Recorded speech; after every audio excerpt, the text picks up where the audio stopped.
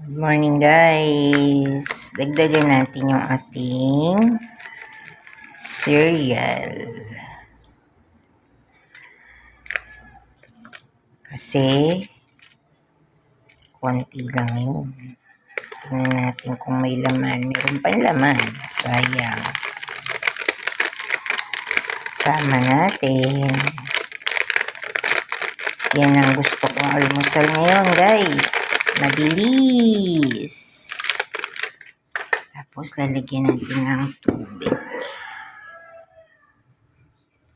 Puno. Ayun. So guys, hahaluin natin yan.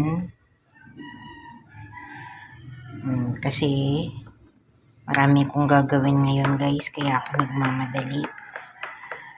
Tayo po ay lalabas sa bahay. Tayo ay tatanggal ng mga laglag na dahon ng mangga.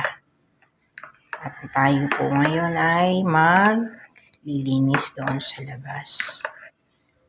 Tatanggalin natin yung mga damo-damo. Marami ng damo doon sa labas. Yan, kaya pagkatapos nito, pwede na tayong mag-start sa labas. Maghahawan tayo ng maraming damo.